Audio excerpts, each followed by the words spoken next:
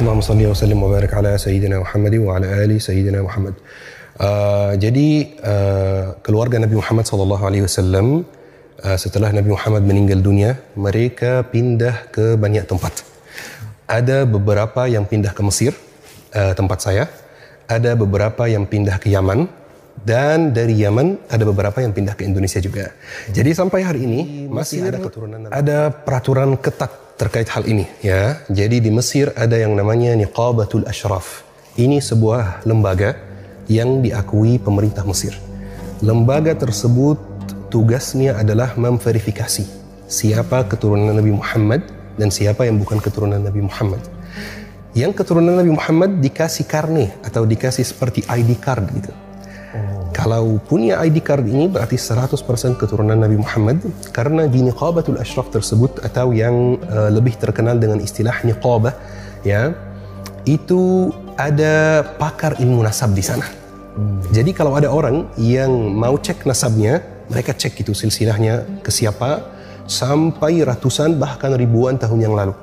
Contoh misalnya, saya sendiri, saya tahu siapa kakek saya, apa, pindah dari mana, istrinya berapa, anaknya berapa. Saya tahu semuanya, semua informasi itu. Terus informasi itu kayak diwariskan gitu. Jadi ayah saya ceritakan itu kepada saya. Nanti saya ceritakan kepada anak saya dan seterusnya.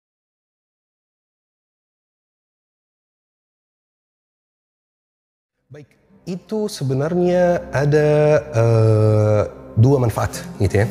Manfaat yang pertama, manfaat sosial, supaya tidak ada yang berani mengaku keturunan A padahal dia bukan keturunan A.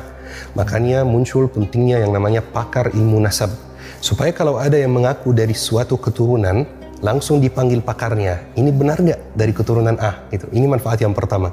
Manfaat yang kedua lebih ke tradisi, ya. Jadi kan setiap tempat itu ada tradisinya, ya. Budayanya, betul.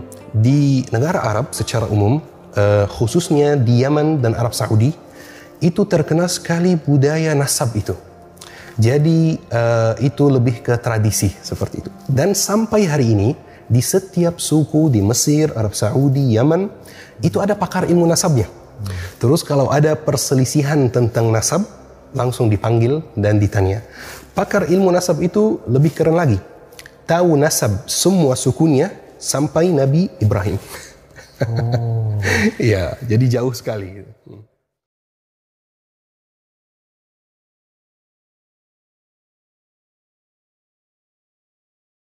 Masya Allah, ini pertanyaan yang bagus sekali.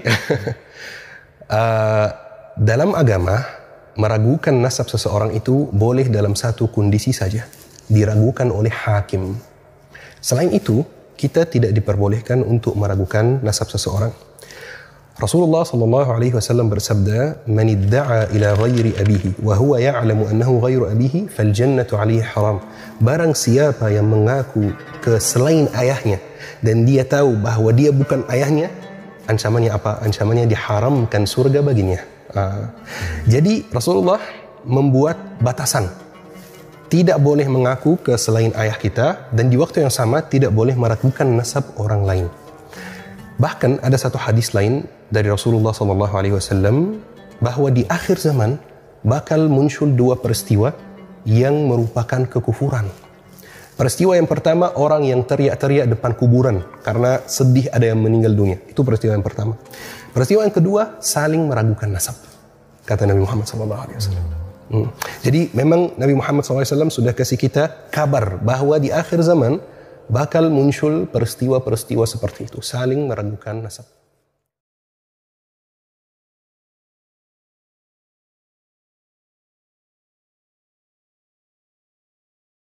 Baik, saya mau kasih satu contoh. Ya. Pernah nggak ada orang yang memalsukan akta kelahirannya? Pernah, pasti pernah, ya.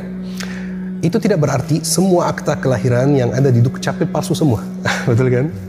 Sama seperti itu juga. Kalau ada orang yang mau terhormat atau mau menjadi orang terhormat di komunitasnya, jadi dia memalsukan nasabnya dan dia mengaku keturunan Nabi Muhammad SAW, maka dia harus ditindak. Harus ditindak. Tapi ditindak oleh siapa? Ini yang penting. Ditindak oleh pihak yang berwenang. Dalam kondisi ini pihak yang berwenang itu satu, yaitu niqabah atau yang setara dengan niqabah di Indonesia, yang namanya Rabithah Alawiyah.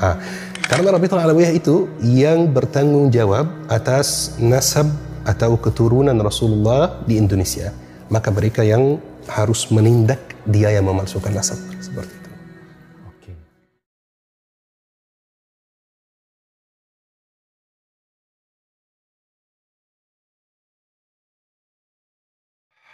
Sebenarnya ada yang lebih kuat lagi, ya. Kita kalau salat terus pas tasyahud, Allahumma salli ala Muhammad wa ala ali Muhammad. Seperti itu. Jadi kita setiap hari ketika kita salat, ketika kita tasyahud, kita bersalawat kepada Nabi Muhammad dan keluarganya dan ahlul baitnya.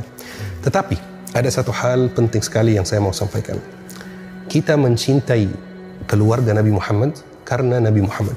Tapi itu tidak berarti bahwa ada orang yang terhindar dari dosa. Ini penting sekali, ya. Kita mencintai keluarga Nabi Muhammad, tapi tidak berarti bahwa semua Habib itu terhindar dari dosa misalnya. Bahwa Habib itu terhindar dari dosa. Bahwa Habib itu tidak mungkin salah. Gitu. Enggak. Habib itu orang biasa. Kita mencintai karena kakeknya. Ya. Tapi masih manusia seperti itu. Jadi tidak perlu kita berlebihan mencintai. Pernah berkata, Ahbib habibaka haunan ma asa an yakuna khasimuka yawman ma. Jadi cintalah orang yang kamu cintai seperlunya. Bisa jadi dia menjadi musuhmu suatu hari. Dan bencilah orang yang kamu benci seperlunya. Bisa jadi dia menjadi kekasihmu suatu hari. Seperti itu.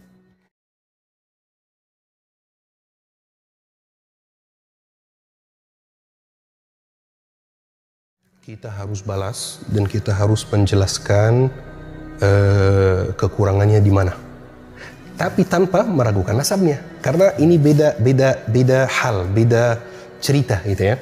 Kalau ada misalnya Habib yang akhlaknya kurang baik, yang perilakunya kurang baik, yang ilmunya kurang baik, maka kita berhak meragukan akhlaknya, berhak meragukan ilmunya, berhak meragukan nasab atau sanad ilmu yang dia punya. Tapi ngapain meragukan nasab?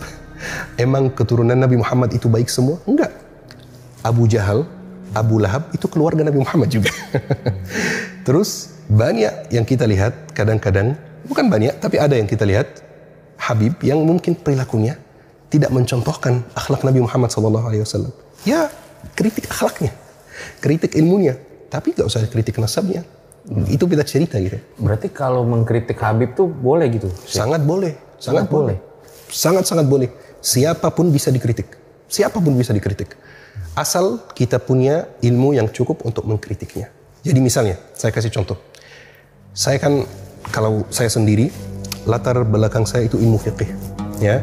Jadi kalau saya melihat ada satu orang yang membahas ilmu fiqih, tapi agak menyimpang gitu, maka saya dengan latar belakang saya yang ilmu fiqih itu, saya berhak mengkritik dia. Tapi kalau ada orang yang tidak mengetahui ilmu fiqih, maka dia tidak bisa mengkritik. Karena tidak bisa menjelaskan dengan ilmiah gitu, kekurangannya di mana, seperti itu. Kalau soal akhlak, ya bisa saja semua orang kritik ya. Jadi kalau soal boleh dikritik, sangat boleh dikritik. Ya, nggak ada yang terhindar dari dosa, nggak ada manusia yang tidak bersalah, semua bisa jatuh dalam kesalahan.